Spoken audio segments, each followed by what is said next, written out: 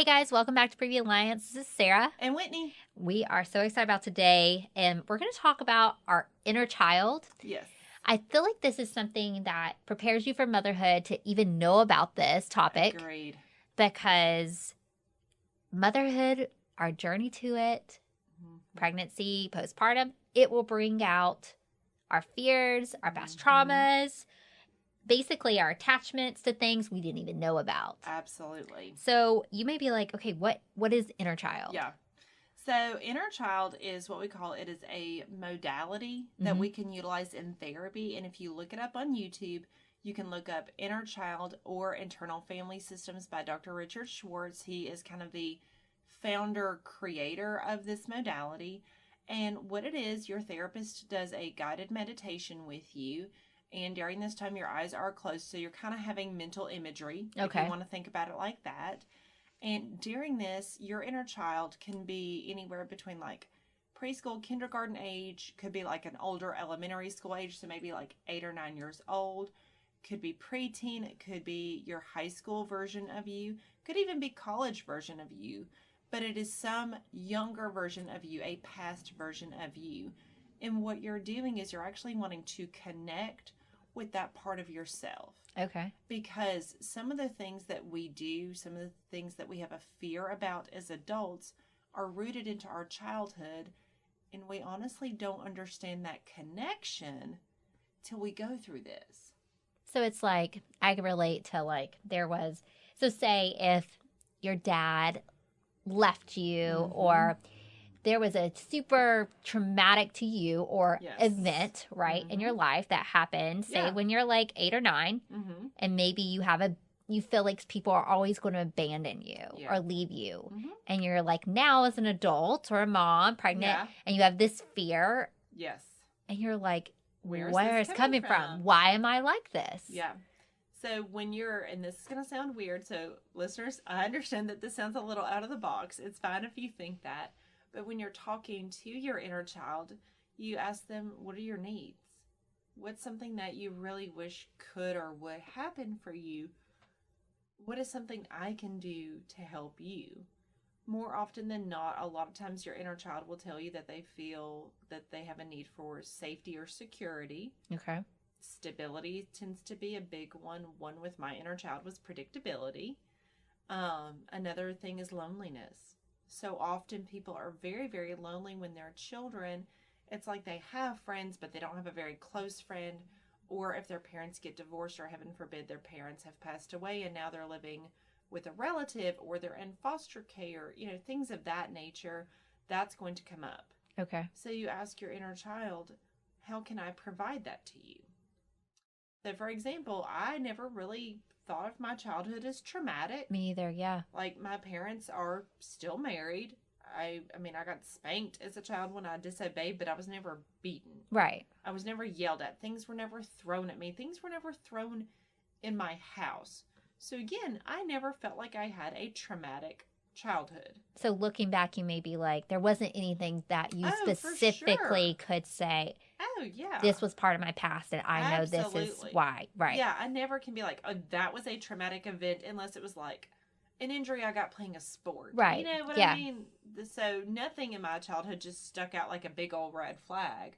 But when I did my inner child session, it talked about how it just really needed predictability and stability and that they just wanted to know where they were going to live. Well, lo and behold, my dad was a construction worker with a big company for the first several years of my childhood. We moved around quite a bit, and I can never keep it straight. It was either 10 times in 11 years or 11 times in 10 years. Wow. Okay. It was a lot. Yeah. It was a lot of moving at very, very young ages. And when I was about 4 years old, my parents built their first house. Before then, we had only had rental properties because we moved so frequently. Yeah. And so I grew up in Alabaster from ages 4 to 10, and I loved it because it was predictable. It's because you felt stability I and felt safe. stability. You knew what to do. Yeah. I knew what school I was going to go to. I knew who my friends were. I knew what church we were going to be attending. I knew where home was. And kids thrive on routines, predictability, Absolutely. and kind of not that unknown is big to them. Absolutely. And so then when I was 10 years old, very long story short, some things happened.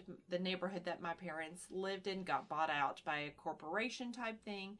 So then we moved to a different part of Alabama closer to my mom's parents, which my grandmother had been chronically sick kind of my whole life. And so that was part of the reason we moved up there.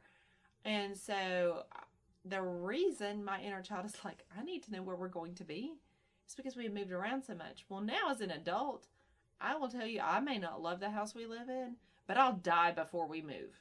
So that... I hate moving with every fiber of my being. And I'm like, oh. This is why. That's why. It's not the inconvenience of moving. Yeah. It's not all the things that you have to do to get ready to sell your house and buy a house. I mean, that's annoying. Don't get me wrong. Yeah. And it's overwhelming and stressful. Right. But for me to feel the way that I feel about it to this degree seems a bit much. And did you ever notice yourself like being more controlling about certain things?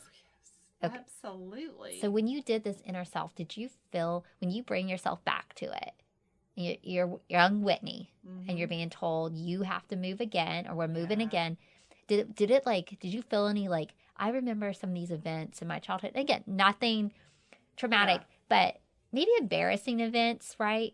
That kind of stands out, and it kind of like a burn in my chest a little bit. So even me thinking about those memories, did you, when you're doing that, did you feel a certain like body response when you were bringing yourself back? I did, because I can remember my inner child was more about like 5 or 6 years old. So at that point, we had no idea that we would be moving a few years down the road. Didn't have a clue in the world about it. And I just remember her being like, I just don't want to go anywhere. Yeah. And it, like, yes, that was my inner child. So it's like, that could mean it could mean anything. But for me, having the perspective that I have, I knew what it meant about moving. And that almost made my heart sink. Yeah, you feel it. Like you physically feel how that inner child in that moment. That sadness, that deepness of, I don't want to have to uproot again. And then as a kid, you don't know how to say, hey, Mom, I'm feeling sick in my belly because of this, or my chest is feeling tight. Children don't. You can't release it. You can't call it. You can't name it. Nope. And they say children are resilient.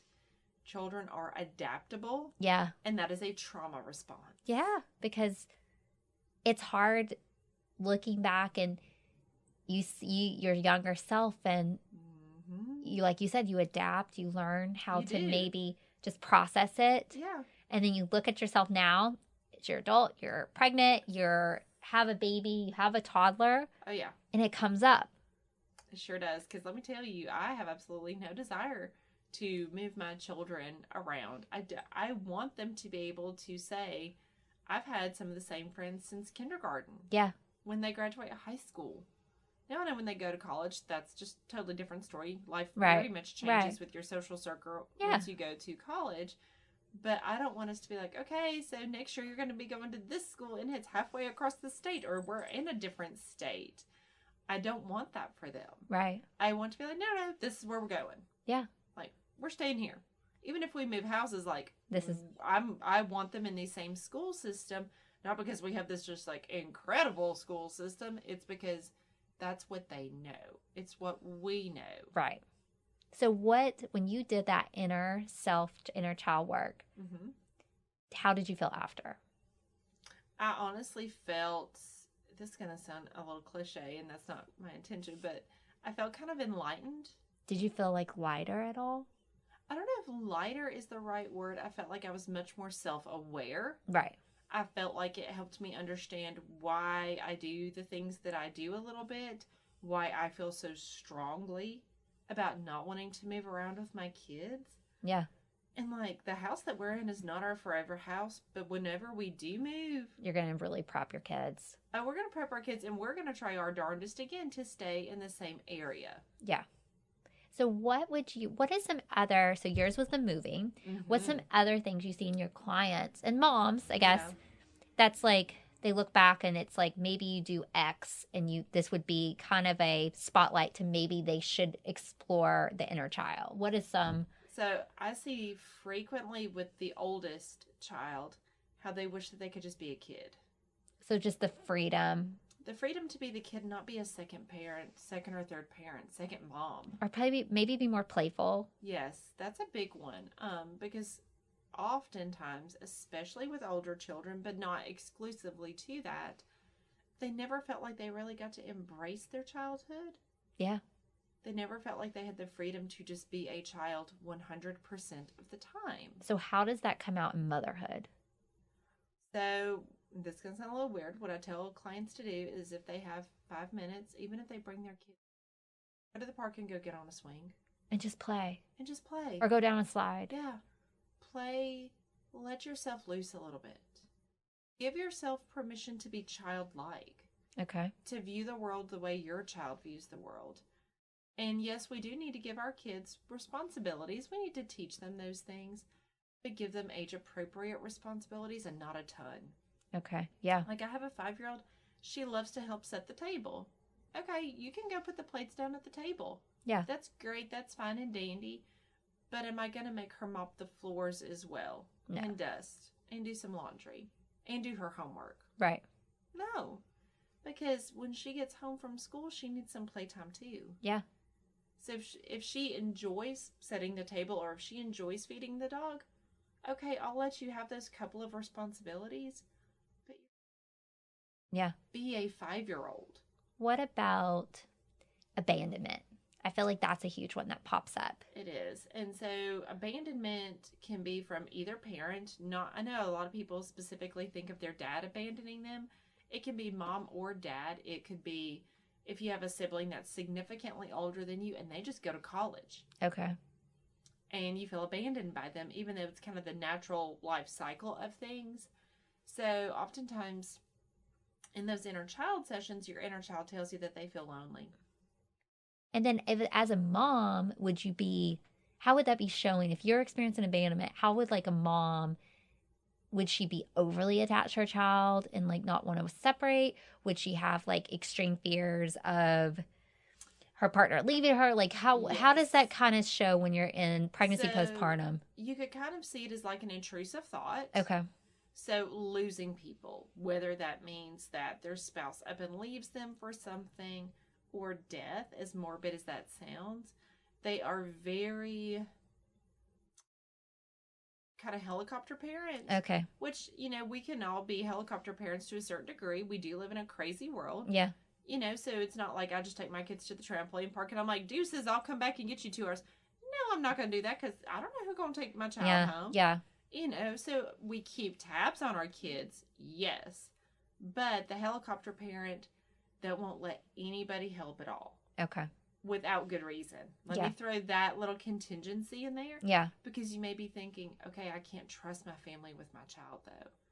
And and those are valid if you're in that kind of extreme. Yeah. It's if you have support and you won't let your support help you because you think, but what if you take my child from me? Or what if something happens to my child under your watch?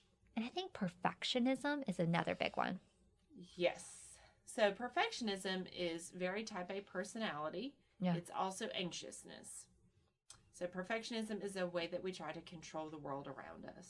So you're like, I want my kids' nap schedule perfect. I want them to eat the perfect foods, the perfect attire, the perfect. Everything is going to be certain way. And they almost judge themselves as a mother. But they're highly critical of themselves on how their child behaves, eats, sleeps, which we just got tossed out of the door. Yeah, that's not a measure of you as a mom. And I'll say this: doesn't necessarily apply to everybody that struggles with that perfectionism. But if you look up Enneagram 1 and the perfectionism, that's me. It's a very extreme version of the Enneagram 1. Because we do have a very harsh inner critic when we are an Enneagram 1. But the difference between that Enneagram 1 and this perfectionistic mom, she probably doesn't look at other people with that harsh eye where an Enneagram 1 does. Okay, so maybe something happened along her child that when she's talking to her inner child, that she felt she had to be perfect, or she felt like very high standards, very high expectations. As wasn't allowed again to be that child, to make those children mistakes. So her letting loose, swinging on a swing set with her kid, giggling, bubble fights, whatever you want to call it, is a way to speak to that. Oh, Absolutely. It's a way for you to connect with that child and say, I hear you. I know you didn't get the childhood that you really deserved, so I'm going to tap into that. Or I hear you. You are loved. You are accepted. So this is all super intriguing. We should do a second episode, but to close this out, how do we sum this up? So someone's like, I want to learn more about this. What can they do? So I would highly encourage you to go to YouTube and you want to look up Dr. Richard Schwartz. We'll link this. And you want to look up either internal family systems or inner child. He's got some very short guided meditations on there. I want to say the one that I did with him, I say with him, like through YouTube with him, was like 18 minutes long. Okay. And so during that time, he's talking to somebody else. So you kind of have to ignore that secondary person. Okay. And then just kind of focus on what he's telling you and walk through that meditation with him. Would this ever bring up something that they need to probably be more with a therapist one-on-one? Potentially. Okay. Yeah. Again, because I never felt like I had a traumatic childhood, so I don't know that I necessarily feel like I need to go to a therapist about all of these things. But again, it's given me a lot more self-awareness on some stuff. So it helps me understand, okay, here are some things that as a mom, I can do differently. Yeah. Love that. So, I mean, if you have an inner child session and something comes up, you can determine if you feel like you need to walk through that with a therapist more deeply. Perfect. And I think to sum up inner child, it's healing. It's addressing our needs that haven't been met as children, that show up as adults, and especially in motherhood. We talked before, motherhood will shine a light on you. Oh, goodness. It's a perfect mirror. And so as, marriage, relationships, but your children will do that. Moms, another thing to kind of just open your mind about. Absolutely. We're here for you as always. Till next time. All right. Talk to y'all later. Bye. Maternal mental health is as important as physical health. The Previa Alliance podcast was created for and by moms dealing with postpartum depression and all its variables like anxiety, anger, and even apathy. Hosted by CEO, founder Sarah Parkhurst and licensed clinical social worker Whitney Gay, each episode focuses on specific issues relevant to pregnancy and postpartum. Join us and hear how other moms have overcome mental health challenges, as well as access tips and suggestions on dealing with your own challenges as moms. You can also browse our podcast library and listen to previous episodes at any time. Please know you're not alone on this journey. We're here to help.